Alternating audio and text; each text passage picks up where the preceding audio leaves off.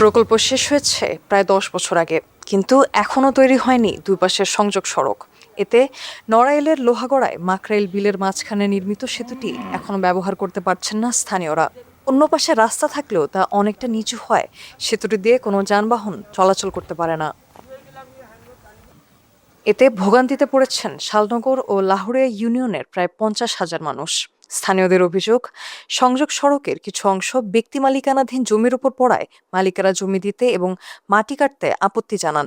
এ কারণেই সংযোগ সড়ক নির্মাণ হয়নি। মানে ব্রিজটা তো আপনার এই মাঠে ফসল উঠবে বলেই রাস্তাটা হবে বলেই করেছিল সরকার, কিন্তু এখন তো কোনো কাজে লাগতেছে না। সেই ব্রিজটা কাজে আসতেছে না, আমাকে খুবই দরকার। হাজার হাজার একর জমি পড়েছে, সে জমিতে ফসল আমরা আনতে পারতেছি না, আমাকে খুবই প্রয়োজন, দরকার। কার্যকারী হচ্ছে না, তার কারণে হচ্ছে ব্রিজের মাথায় যে জায়গা জমি আছেন, জমির মালিকরা এই জমি দিচ্ছেন না। আমাকে রাস্তা দুই ঘাসতে হলে আমাকে চলাফেরাতে ভালো হয়। সরকারের কাছে আমাদের আবেদন যে এই রাস্তাটা যদি আমাদের এই পৌরসভা সমাজের রাস্তাটা বাঁধিয়ে দেয়, তাহলে আমরা সুন্দরভাবে আমরা ফসলটা দিই, আমরা বাড়ি নিয়ে উঠতে পারি। এই যে সব জমির ধান পান ওই আর এক জায়গায় যে ঘুরে তো নিয়ে যাতে আছে আমাদের, এই যে আমরা এমনিতে আসতে পারিনি, তো এই রাস্তাটা হলে পরে আমাদের একটু সহজ হয়।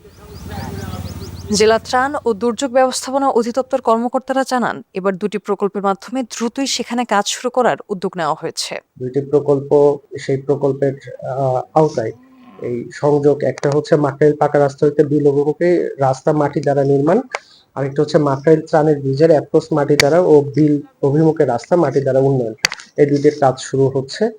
এটা আমাদের এই কর্মসূচি শেষের সময় হচ্ছে 30শে জুন 2026। আমরা আশা করছি ধান কাটার কারণে রাস্তার কাজ আজকালের ভেতরে শুরু হবে বা হয় নাই। আমরা আশা করছি আগামী 7-10 দিনের ভেতরেই এই কাজটা, ঈদের ভেতরেই কাজটা সম্পূর্ণভাবে শেষ হবে আর কি। সেতু নির্মাণের ১০ বছর পরও ব্যবহারযোগ্য না হয় হতাশ স্থানীয়রা। আর বিলম্ব না করে দ্রুত সংযোগ সড়ক নির্মাণ করে সেতুটিকে কার্যকর করার দাবি তাদের।